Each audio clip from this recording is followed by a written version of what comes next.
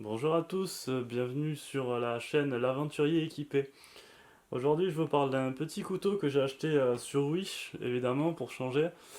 Un petit couteau qui m'a coûté une dizaine d'euros. C'est le SOG Mini Knife, donc Mini Canif. Je vous avoue franchement comment je l'ai acheté, je le voyais un peu plus grand. Je l'avais prévu pour mon petit sac de randonnée et bon finalement vu la taille du couteau, il ira pas pour moi, il ira pour ma copine. Mais c'est pas grave, c'est un très joli couteau, je voulais vous présenter avec son étui. Donc un couteau très sympa pour une dizaine d'euros. Voilà, avec son mini étui, son petit porte-cou pour ceux qui veulent le mettre autour du cou, mais bon, je le déconseille franchement. Étui avec porte-ceinture, voilà. Il est vraiment mimi et c'est un petit peu un étui pour mettre sur les bottes de Rangers éventuellement. Donc avec son petit support, alors qui malheureusement bouge pas mal. Voilà, je tiens la lame. Vous voyez, ça, ça flotte un petit peu quand même, c'est un petit peu dommage pour ça. Le porte-ceinture, on peut le démonter avec une vis qui se trouve ici, et on peut le remettre de ce côté. Donc droitier-gaucher, c'est pas mal. Donc en ce qui concerne la prise en main, figurez-vous qu'elle est très très bonne malgré sa mini taille.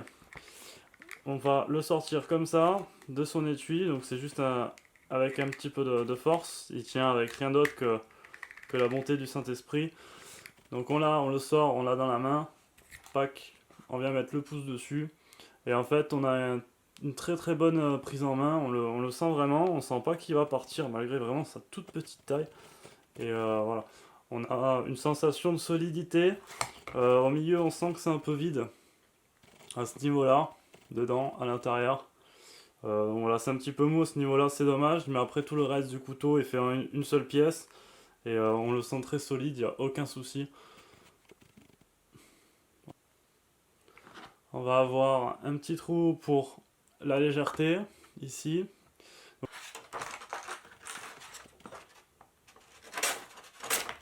Voilà, le tranchant est quand même relativement bon. Vous voyez, on peut quand même bien couper. Donc une feuille cartonnée, malheureusement, je peux pas être dans le bois avec le confinement. Voilà, on a quand même un truc qui coupe. Là, une jolie lame. Voilà, donc pour finir la vidéo, je vais vous montrer comment moi je vais le customiser un petit peu, parce que j'ai horreur de laisser les choses d'origine. Donc je vais aller le peindre, lui mettre un petit coup de bombe de peinture, et je vais lui faire un petit paraccordage sympa, et on va le poser sur le sac, comme ça je vous montre toutes les étapes si ça vous intéresse. Je vous montre la peinture, si ça vous intéresse. Army Paint Industry, acheté sur ASMC, voilà, couleur verte. Voilà, pour la préparation peinture, alors certes la couleur est très jolie, mais je veux l'avoir sur mon sac, donc je veux que le port il soit un minimum discret. Donc je vais garder la lame, parce que je la trouve quand même belle, de cette couleur grise, et je vais cacher le SOG. Donc là vous prenez le scotch et vous allez en mettre là où vous voulez pas peindre, donc là sur ce coup là ça va être la lame. Voilà, hop. Donc je viens recouvrir toute la lame.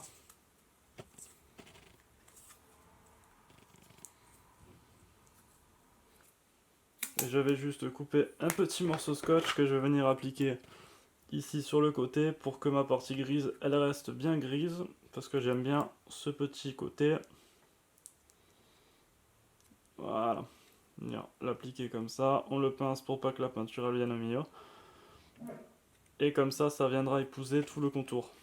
Donc on va peindre que la partie noire. En ce qui concerne le support, je vais virer le porte-cou et je vais enlever le support à ceinture, puisque moi je ne vais pas m'en servir. Voilà, là je suis prêt à peindre, donc je vais venir appliquer en deux petits coups de peinture, la peinture verte.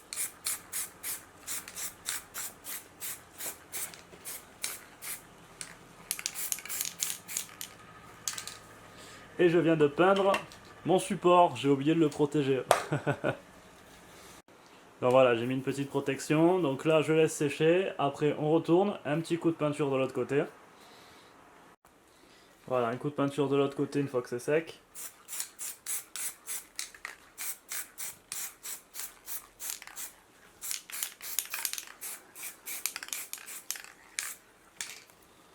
Donc voilà, la peinture est bonne, elle a séché. Donc maintenant on peut enlever tranquillement ces morceaux de scotch. On a la lame qui a encore sa couleur d'origine. Voilà, il est tout beau, il est tout propre. J'essaie de le mettre de plus près. Voilà. Donc on voit, voilà, c'est juste le collant du scotch. On voit là, il y a juste un petit défaut là de peinture parce que je l'ai fait vite fait, mais à part ça, c'est assez propre, assez joli. C'est un petit couteau, on va pas s'embêter. Voilà. L'étui, il est sec aussi, il est nickel. Donc maintenant, je vais faire un petit paraccordage pour le customiser encore un peu plus. Voilà, information intéressante, la paracorde classique. Voilà, je voulais mettre de la rose, mais la paracorde classique ne rentre pas dans les trous. Donc impossibilité de mettre un paraccordage, en tout cas par rapport au trou. Je vais mettre une toute petite corde rigide. Ce qui est un peu dommage, mais bon, voilà. Je vais vous montrer comment on le fixe, enfin comment moi je le fixe sur mon sac. Donc on le remet dans son étui. Tac. Le côté intéressant, c'est qu'il faut penser que quand on sort la lame, elle aille vers l'extérieur de soi-même en fait. Il faut que ça sorte. Voilà, pour que vous compreniez bien, il faut que la lame, elle sorte quand vous serez fixé sur le truc. Vous voyez, vers l'extérieur. Comme ça, vous le prenez de la main droite, vous l'avez en main, et ça sort vers l'extérieur. Pas vers l'intérieur, puisque déjà la prise en main sera pas bonne, il faudrait le prendre avec la main gauche. Et en plus de ça, la lame va être de votre côté, donc ce qui peut être extrêmement dangereux. Donc de ce côté, ça assure une certaine sécurité dans sa manipulation. Vous voyez, moi je suis droitier, donc je le mets sur ma lanière gauche. Donc là, ça tiendra. Pac, je le prends, je l'ai en main. Et je peux utiliser directement. Donc au préalable, sur mon sac à dos, j'ai vu l'emplacement où je voulais le fixer. Donc ça sera ici, en dessous de la petite boucle. Donc, là j'ai le mauvais côté, voilà, la lame vers l'extérieur. Vous allez avoir deux solutions. Soit vous utilisez des colliers Risland. Donc ça va être ma solution à moi. Soit vous utilisez éventuellement de la paracorde pour le fixer en dessous et derrière la lanière. Donc vous prenez le collier Risland, vous le passez derrière. Alors évidemment c'est un peu plus joli s'il serait noir. Hop, vous le mettez là, vous voyez il est bloqué par la couture ici.